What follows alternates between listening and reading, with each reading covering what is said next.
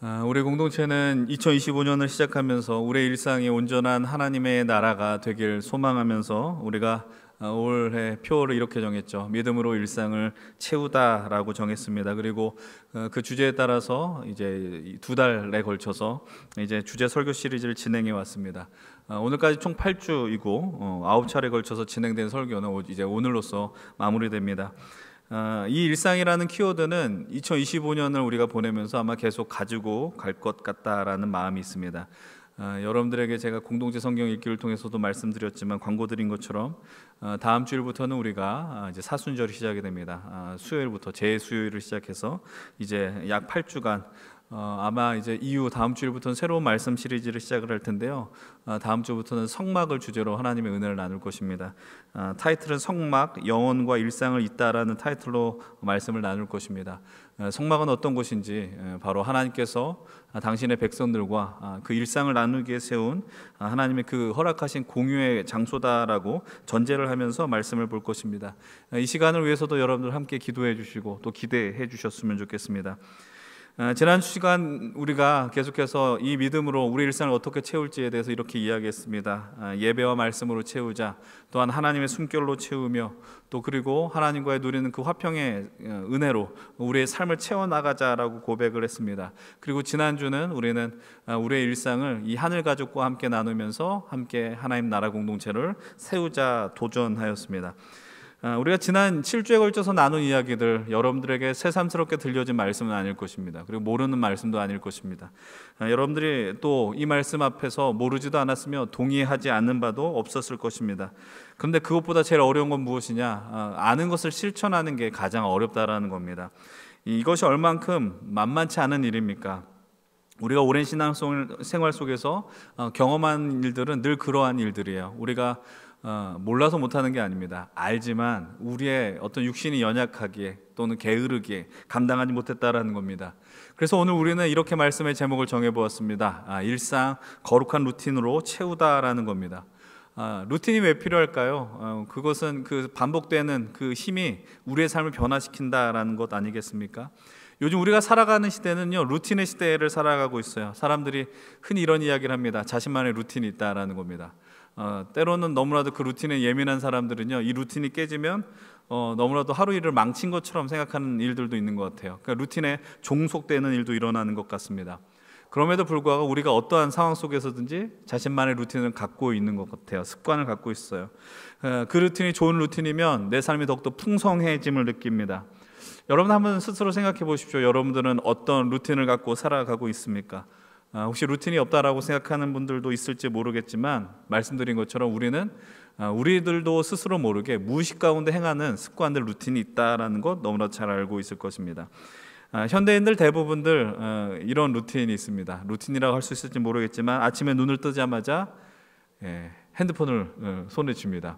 저도 알람을 핸드폰으로 맞추기 때문에 핸드폰을 끄기 위해서는 그것을 손에 쥐울 수밖에 없습니다. 출근길에 아마 여러분들 또는 등굣길에 유튜브를 아마 또 볼 것입니다. 음악을 들을 수도 있습니다. 뉴스를 청취할 수도 있고 아니면 뭐 사무실이나 강의실에 들어가기 전에 습관적으로 커피 한 잔, 뭔가 좀 있어 보이는 것 아니에요? 아주 저렴한 커피 한 잔을 들고 우리는 그곳으로 들어갑니다. 반대로 잠자리에 들기 전에도 유튜브나 인스타를 보면서 나는 잠깐 본다라고 생각했는데 30분의 시간이 흘러갔다라는 것 우리가 흔히 경험하는 것일 겁니다. 이처럼 작은 행동들이 모여서 우리의 하루를 만들어갑니다. 그리고 그런 하루하루가 모여서 우리의 삶을 만들어갑니다. 우리가 흔히 MIT라고 부르는 매사추세츠 공과대학의 이 습관에 대한 연구를 많이 했더라고요. MIT에서. 그런데 그 연구 가운데 나온 게 뭐냐? 습관이 우리의 뇌 구조를 바꾼다라고 이야기를 하더라고요. 뇌의 어떤 모양이 바뀌는 게 아니라 신경회로가 바뀌어지는 거예요. 반복된 행동 속에서 신경회로가 자동적으로 실행되는 패턴이 만들어진다는 겁니다. 제가 지금 드리는 말씀은 되게 아름다운 예는 아닌데 이런 것들도 가능하다라는 거예요. 어떤 사람이 만취했어요. 만취했는데 근데 기억이 하나도 안 납니다. 그런데 아침에 눈을 떴는데 자기 집에 있는 거예요. 그러니까 반복되는 그 훈련 속에서 그 경험들을 하는 거죠. 내가 집으로 가는 게 어떤 길인지를 너무나도 잘 알고 있다라는 겁니다. 이처럼 인간은 습관의 동물입니다. 루틴의 동물이에요. 그리고 그 우리의 삶을 결정하는 중요한 요소가 됩니다. 쉽게 말하면 이런 겁니다. 좋은 습관을 가지면 좋은 인생이 될 수밖에 없습니다. 나쁜 습관을 갖게 되면 나쁜 인생이 될 수밖에 없다라는 거죠. 그렇다면 여러분들에게 좀 우리의 생각을 환기시킬 질문을 하나 드릴게요. 이곳에 함께 예배하는 여러분들은 여러분만의 믿음의 루틴, 신앙의 루틴을 갖고 계십니까? 우리의 일상에 여러분들은 어떠한 믿음의 루틴을 갖고 살아 계십니까?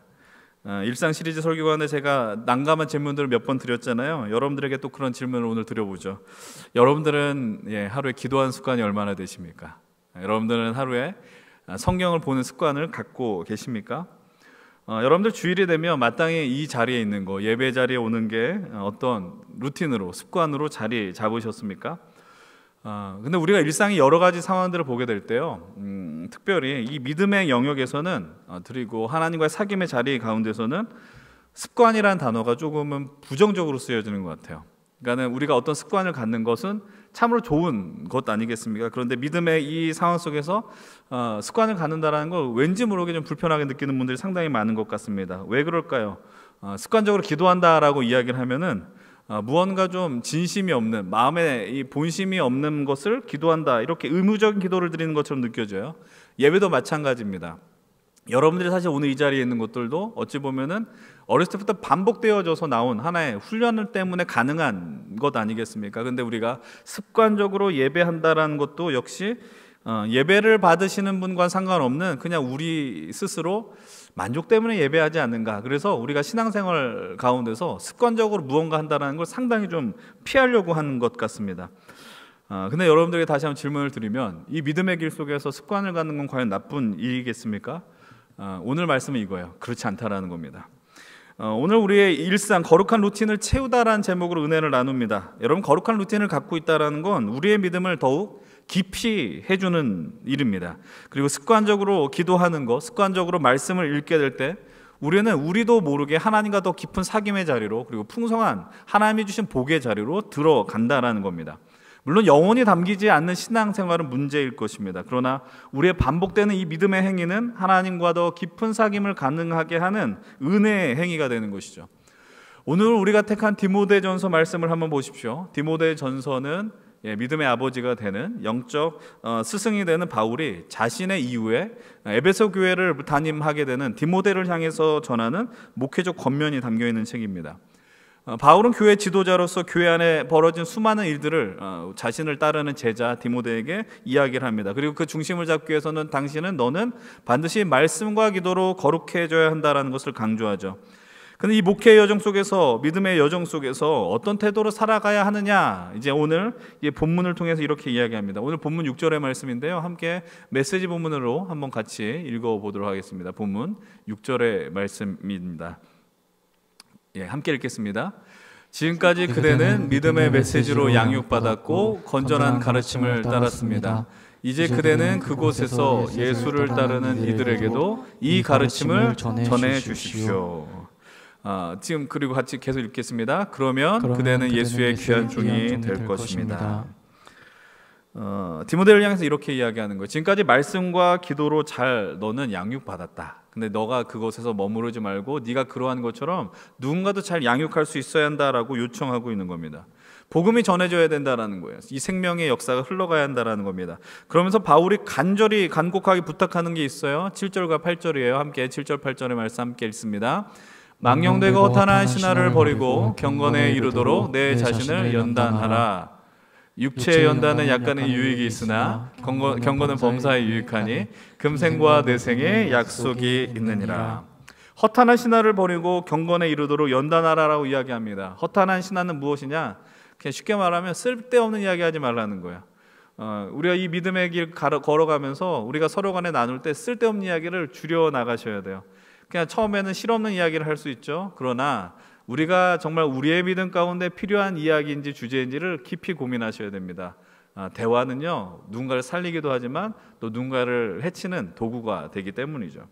근데 이 방금 읽었던 이 말씀을 우리 다시 한번 유지 피터슨이 번역한 메시지로 함께 좀 읽었으면 좋겠습니다. 한 목소리로 한번 7절 8절 읽겠습니다. 시작. 신앙을 가장한 어리석은 이야기를 멀리하십시오. 하나님 안에서 날마다 훈련하십시오. 영적 무기력은 절대 국물입니다. 체육관에서 몸을 단련하는 것도 유익하지만 하나님 안에서 훈련받는 삶은 훨씬 유익합니다. 그런 삶은 현재는 물론이고 영원토록 그대를 건강하게 해줄 것입니다. 아멘. 뭐라고 이야기를 합니까? 하나님 안에서 훈련받는 삶이 훨씬 유익하다라고 이야기해요. 그러면서 하나님 안에서 날마다 훈련하라 라고 요청하고 있어요. 하나님 안에서 날마다 훈련하라. 여러분들 오늘말로 표현하면 이런 겁니다. 헬스장에서 매일 운동하는 것도 유익하지만, 제가 이 자리에서 수차례 이야기했습니다. 저는 한 주에 3번 이상 헬스장 가는 분을 저는 경의를 표하면서 존경을 해요. 쉬운 일이 아니라는 거죠. 그렇게 헬스장에서 3일간 3차례나 일주일 동안 운동하는 건 너무나도 귀한 일이지만, 그러나 우리가 하나님 안에서 받는 훈련은 오늘의 날만을 위한 것이 아니라 현재뿐 아니라 미래를 위한, 영원을 위한 아주 유익한 훈련이 될 것이다 라고 권면해 주고 있습니다. 오늘 이 이야기는 어쩌면 우리의 습관을 갖기 위한, 이 믿음의 습관을 갖기 위한 영적 훈련에 대한 이야기라고 이해할 수 있습니다. 오늘 설교의 모티브가 된 하나의 책이 있습니다. 바로 제임스 스미스가 쓴 습관이 영성이다라는 책입니다. 근데 이 책의 원제가 뭐냐면 You are what you love예요. 그러니까 이 말의 의미 잘 보셔야 돼요. 이거를 정말 잘 생각해 보세요. 당신은 누구냐? 당신이 살아가는 게 당신이다라고 이야기를 하는 거예요. 이 책의 전제가 뭐냐면 인간이란 존재가 자기가 사랑하는 것을 향해서 몸이 간다라는 겁니다. 그러니까 다시 말씀드리면 우리가 아는 것과 지식에 머무는 것만으로는 안 바뀐다는 거예요. 무슨 얘기인지 아시겠습니까? 오늘 제가 드리는 말씀이 이거예요. 우리가 믿음으로 일상을 채우자라고 한 2달 동안 이야기하지만 알죠? 모르지 않아요. 기도로 일상을 채우자라는 거 모르지 않아요. 말씀을 읽자라는 거 모르지 않아요. 그런데 그것만으로는 안 된다는 거예요. 사랑해야지. 내가 이거 동의해야지. 가치가 있다 판단해야지 움직여진다는 거예요. 예를 들면 이런 겁니다. 우리가 다이어트를 할 때 무엇을 먹으면 안 되는지를 너무나도 잘 알죠. 무엇을 먹어야 되고 운동을 해야 하는 걸 안단 말이에요. 모르지 않아요. 결국 어떻게 돼요? 그런데 먹어요. 그리고 늘 결단합니다. 내일부터. 수많은 사람들이 이렇게 이야기해요. 좋아하는 음식을 먹을 수밖에 없어요. 지난주에 제가 우리 수련회 마을 모임을 통해서 각 마을별로 막 음식을 주문해서 먹었습니다. 예배가 끝이 났는데 상당히 제가 배고프단 말이에요. 그래서 제가 마을 모임을 점검하면서 정말 조금씩 먹었어요. 많이 먹지도 않았어요. 근데 그 몇 명이 사진을 찍었어요. 사진 찍어서 올렸는데 그 이후에 집에 가서 누군가로부터 제가 상당한 많이 비난을 받았어요. 아빠 어떻게 이렇게 많이 먹냐고. 얼마나 배고픈 시간입니까 그때가. 이해해 주셔야 돼요. 근데 영적 습관도 마찬가지라는 거예요. 우리가 기도해야 된다 모르지 않아요. 말씀 읽어야 된다 모르지 않아요. 전도해야 된다 모르지 않습니다. 그러나 그 영역까지 나가기 위해서는 필요한 게 뭐겠어요? 사랑해요. 하나님을 사랑하셔야 돼요. 하나님을 사랑하면 이 말씀이 더 잘 들릴 수밖에 없어요. 하나님을 사랑하면 하나님의 숨결을 느끼기 위해서 우리는 더 기도할 수밖에 없다라는 거예요. 내가 그분과 더 깊은 사귐의 역사를 누리고자 더 그 예배 자리로 들어갈 수밖에 없다라는 거예요. 이 하나님을 믿는 기쁨이 넘치면 내가 누군가 이 복음을 전하는 일은 용기가 필요한 일이 아니에요. 왜냐하면 이건 마땅히 누군가의 생명을 살리기 위한 행위이기 때문에 그냥 하더라라는 겁니다. 근데 우리가 너무나도 잘 알고 있죠. 가만히 있는다고 되지 않아요. 그래서 훈련이 필요하다라고 이야기하는 겁니다. 훈련이 필요해요. 그 훈련이 우리로 하여금 일상 속에 하나님을 향하게 나가게 하는 담대한 움직임이 된다라는 겁니다. 그래서 이 말씀을 오늘 여러분들 정말 기억하셔야 됩니다. 디모데전서 4장 8절이죠. 하나님 안에서 훈련받는 삶은 훨씬 유익합니다. 그런 삶은 현재는 물론이고 영원토록 그대를 건강하게 해줄 것입니다. 사랑하는 여러분들, 신앙에는 훈련이 필요해요. 이 훈련을 통해서 우리는 일상의 거룩한 루틴을 채워 가셔야 합니다. 그렇다면 이 거룩한 루틴을 갖고 살아간 분들은 과연 누구일까요? 오늘 우리는 이 말씀 속에서 수많은 분들을 확인할 수 있는데 가장 대표적인 분, 예수 그리스도십니다. 예수님이야말로 경건한 이 거룩한 루틴을 가지신 분입니다. 예수님께서 수많은 사역을 감당하셨어야 됐습니다. 너무나도 많이 바쁘셨습니다. 그러나 그 중심을 잡는 기초를 하나님 앞에 드렸다라는 겁니다. 마가복음 1장 35절은 이렇게 이야기합니다.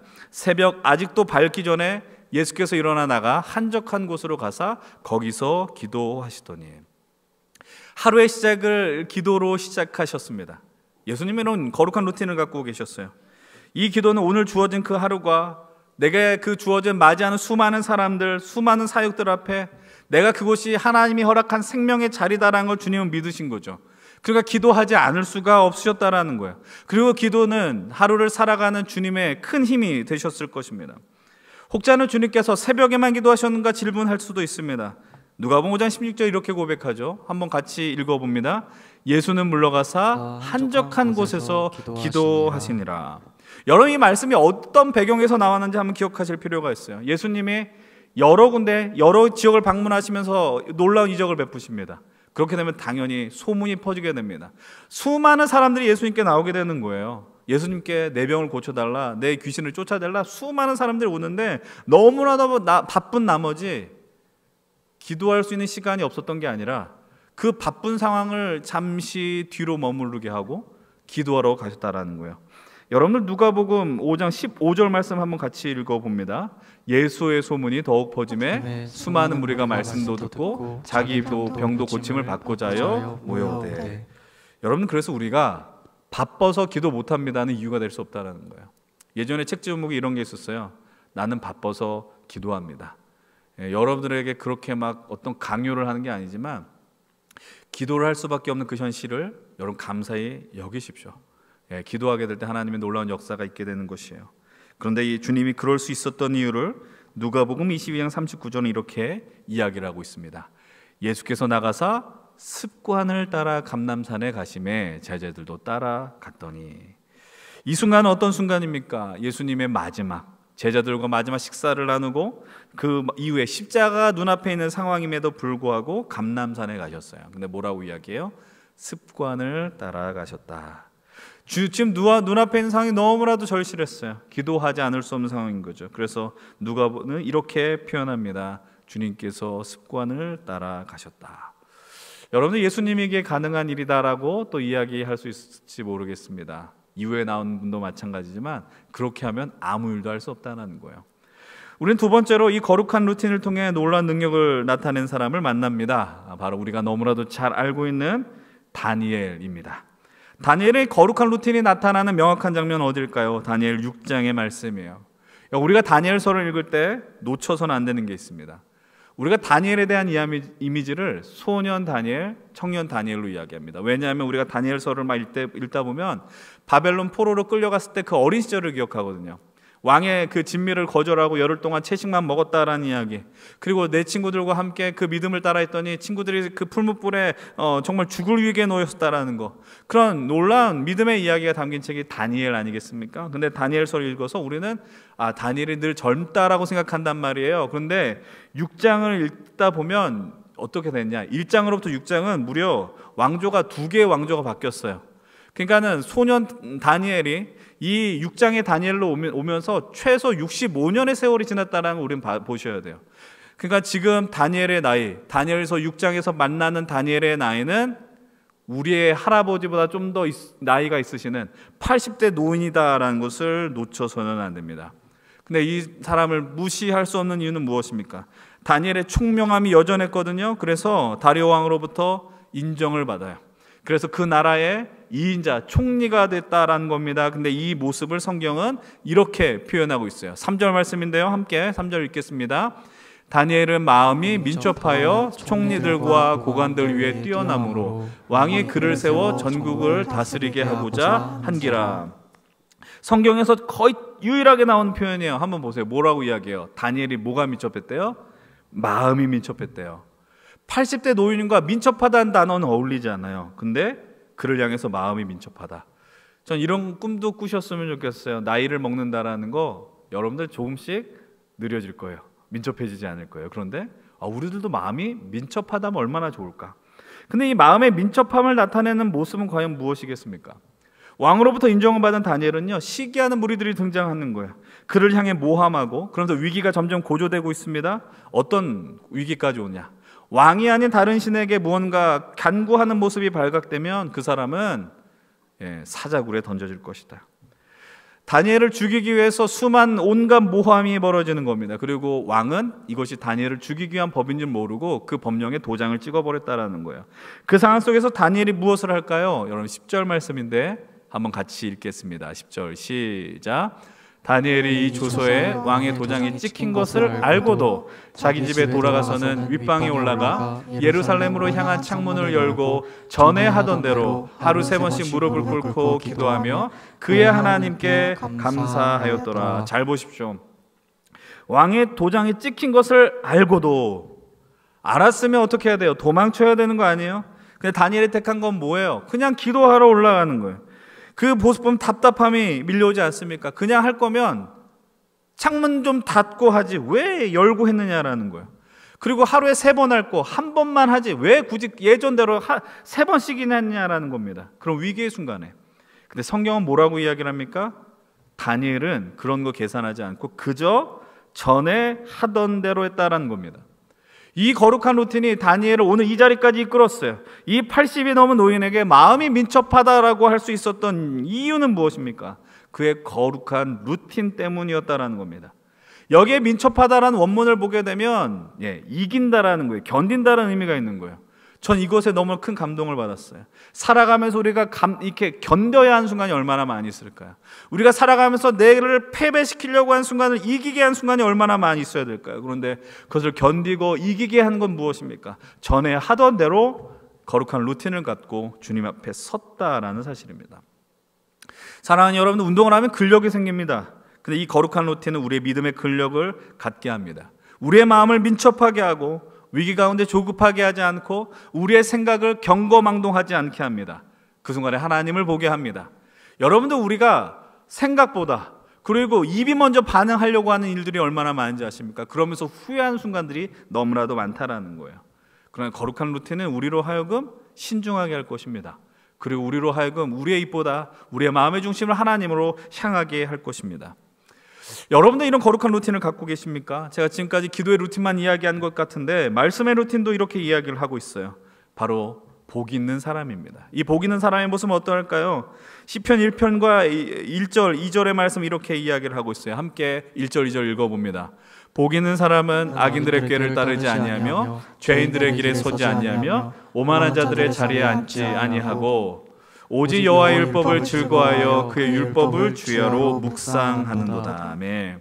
사실 시편 1편은 시편 150편 이 모든 전체 방향성을 설정하는 것처럼 느껴집니다.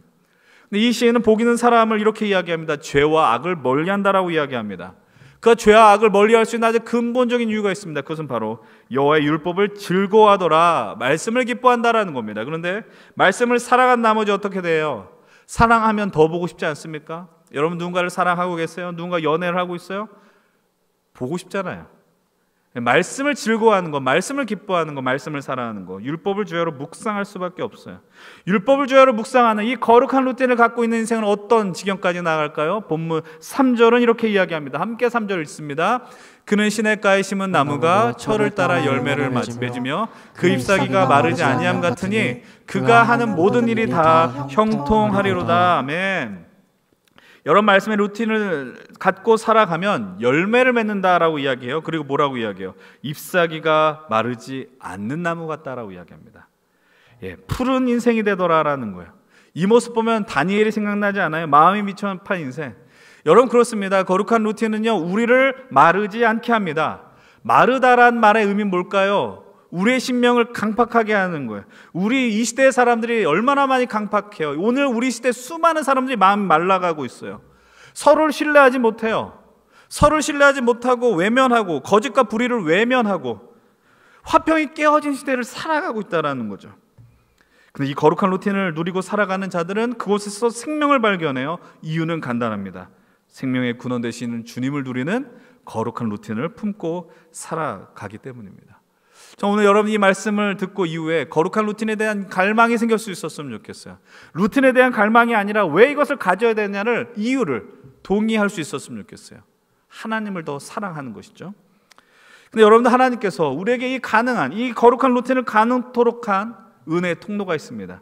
지난주에 여러분들에게 말씀드렸던 바로 하늘 가족입니다.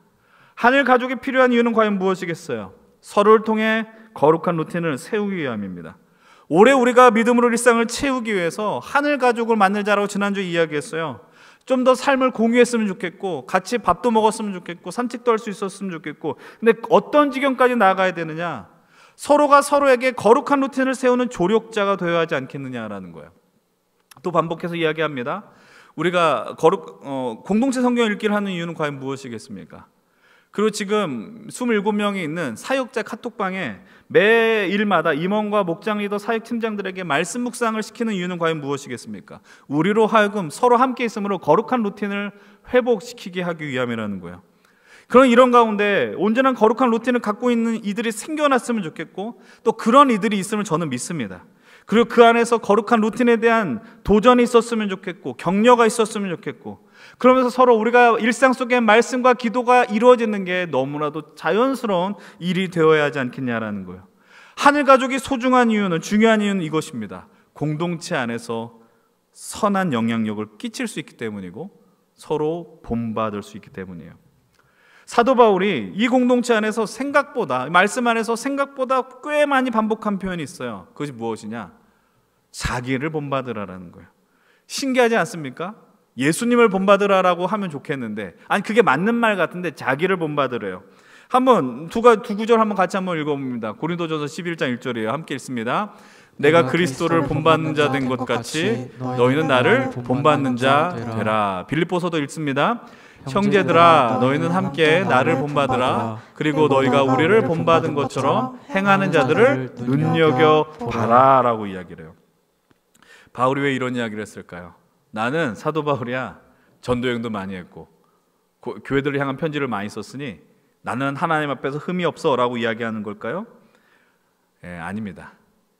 나도 여전히 부족하지만 나는 하나님을 사랑하려고 하는 그런 존재인데, 나는 거룩한 루틴을 갖고 살아가려고 애쓰는 존재야.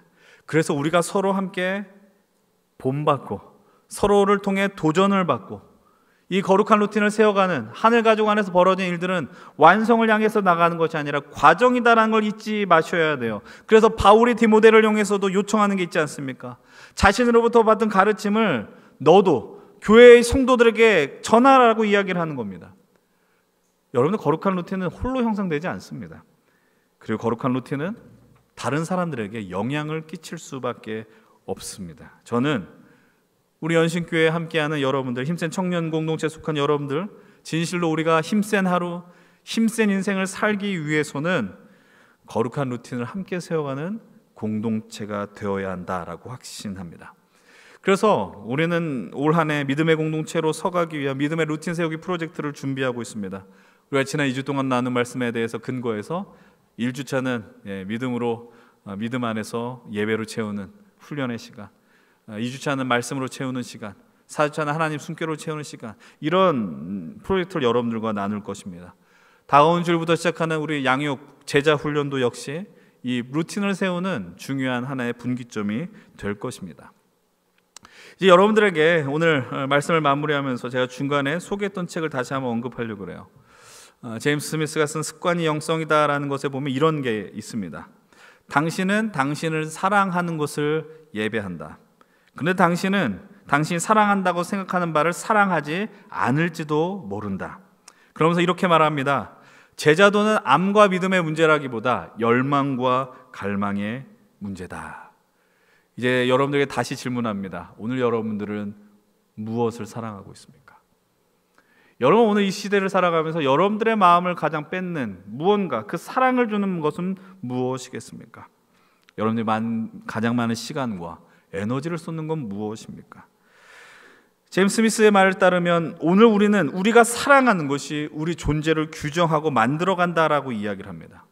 우리가 갈망하고 열망하는 것, 우리의 본능이 원하는 거예요. 그래서 우리는 먹는 거를 좋아합니다. 열광합니다. 많이 소유하는 것, 돈을 많이 버는 것, 그건 자연스러운 흐름입니다.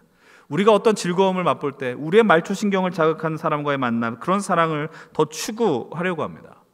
근데 오늘 우리는 예배하고 있어요. 그리고 하나님을 사랑한다라고 이야기합니다. 그리고 믿음 속의 일상을 채우자라고 이야기합니다. 근데 이 고백 속에서 이 방금 제임스 스미스가 얘기한 것처럼 우리가 사랑하는 바를 정말 사랑하느냐, 이 근본적인 질문 앞에 부딪힐지도 모르겠어요. 내가 정말 하나님을 사랑하느냐, 내가 말씀과 기도를 해야 한다고 이 명제로만, 내 머릿속에 알무로만 가두고 있는 것은 아닌지 스스로를 돌아봐야 한다는 겁니다. 우리가 진실로 그분을 사랑한다면 우리 안에 이 거룩한 루틴을 채우는 일은 생각보다 쉬운 일이 될지 몰라요. 여러분이 연애할 때 누군가에게 전화하는 일이 어렵습니까? 내가 내 사랑하는 대상을 향해서 전화하는 게 그토록 죽을 것보다 어려운 일입니까? 아니죠. 한 번이라도 더 보기를 원하고 한 번이라도 좀 더 연락하기를 원하고 그것이 우리의 본능이라는 겁니다. 그런데 이 믿음의 길에서는 그렇지 않은 경우들이 너무 많다는 거예요. 그래서 바울이 요청하는 거예요. 하나님 안에서 훈련하라. 훈련하셔야 됩니다. 오늘 이 시대에 오늘 이 훈련하라는 표현 너무 적실한 표현 아닙니까? 사실 여러분 이 예배 자리는 여러분들에게 저와 여러분들에게 거룩한 루틴을 세우는 자리입니다. 이곳에서 저와 함께 하나님 나라를 꿈꾸신 분들은 저의 설교에 적응되셨어요. 적응됐다는 말의 의미는 좋아서 적응된 게 아니라 반복해서 들어서 그런 거예요. 제가 이제 어떻게 설교를 할지 흐름의 패턴들 여러분들도 아마 조금씩 아마 추론이 가능하실 것입니다. 반복했기 때문에. 근데 이렇게 반복해도요 힘든 순간이 있어요. 설교율 찬양하는 거 힘겨울 때도 있어요. 그러면서 내가 예배를 다 드렸는데 이거 예배한 거 맞나? 이런 순간들이 있다니까요. 제가 그런 마음을 품으면서 제 이야기를 들으면서 말씀을 마칩니다. 저는 어쨌든 목사 아니겠습니까? 매주 반복된 루틴으로 성경을 보고 기도를 합니다. 좋은 순간 있지만 때로는 힘겨운 순간들도 있어요. 저보다 앞서 목회하신 분들한테 상당히 죄송한 말씀이지만 체력적인 한계도 옵니다. 그래서 청년 사역을 하면서 늦은 시간 깨어있는 청년들과 소통을 해야 되는데 새벽 예배를 나가서 그때까지 못 버티겠어요. 아침에 눈 떠 있으면 새벽에 한 수십 통화 있어요. 뭐 어쩔 수 없어요. 되게 힘이 드는 거예요. 제가 그러면서 반복되는 연신교회 사역 속에서 금요일마다 찬양하는 찬양 인도를 맡는 순간이 있어요. 아주 가끔입니다. 오해하지 않고 들으셨으면 좋겠는데 아주 가끔. 이 시간에 다른 목사님들은 예배 직전에 잘 쉬고 계시는데 왜 나에겐 그런 것이 없을까? 근데 지난주 찬양을 하면서 갑자기 감격스럽고 마음이 울컥하는 것이 있었어요. 뭐냐? 그래도 이렇게 찬양하니까 내가 하나님의 은혜를 새길 수 있구나. 내가 한 주간 소리 내어서 주님의 이름을 높이 찬양한 순간이 없었는데 그래도 이 시간 연습하기 때문에 소리 내어서 곡 조이는 기도를 찬양으로 올려드리는구나. 그러면서 이게 내게 거룩한 루틴이고 하나님 나를 훈련시키는 시간이구나. 그리고 이 시간을 통해 하나님이 나를 사랑한다라는 걸 깨닫는구나를 확인할 수 있었습니다. 사랑하는 여러분들, 혹시 누군가 억지스러운 루틴을 갖고 계신 분들 계십니까? 내 의도하지 않았지만 내가 누군가를 섬겨야 되고 예배할 때 그래서 사역 때문에 힘들다는 감정이 크게 몰려오는 분들이 계십니까? 그리고 스스로 자책하는 분들이 계십니까? 우리가 스스로 주님을 충만하게 예배하게 되면 참으로 감사한 일이지만 그렇지 못한 순간들도 있어요. 지금 여러분들 감당하는 때로는 힘겨운 섬김들이 또는 훈련의 자리들이 저는 확신합니다. 여러분들을 생명의 자리로 이끌어가는 하나님의 역사의 도구가 될 것입니다. 그렇게 거룩한 루틴을 감당하며 하루하루 살아가게 되면 어느 순간 우리 함께 예배하는 이들이 여러분들 본받는 역사가 이루어질지 모르겠어요. 우리 안에 넘치는 생명의 역사가 누군가로 흘러가는 하늘 가족에게 흘러가는 놀라운 일이 일어날 줄로 저는 확신합니다. 그래서 여러분들 이 시간 함께 더 하나님을 사랑하기로 결단하십시다. 하나님을 사랑하기로 결단하며 어떤 거룩한 루틴을 세울지 함께 고민하며 함께 이야기하며 나아가십시다. 우리의 시간이 쌓여서 진실로 우리 교회는 그리고 우리 공동체는 그리고 여러분들의 삶은 하나님을 사랑하는 예배하는 온전한 인생이 될 줄로 믿습니다. 여러분 쉽지 않을 것입니다. 그러나 여러분 이 시간 이 예배 자리가 여러분들을 살릴 거예요. 이 예배가 여러분들의 남은 인생, 여러분의 존재를 변화시킬 하나님의 놀라운 기적의 순간이 될 것입니다. 이 루틴을 통해서 하나님 나라 함께 만들어 가십시다. 우리 함께 믿음으로 일상을 채우는 우리 귀한 연신교회 힘센 청년 공동체가 되길 주의 이름으로 간절히 축원을 드립니다.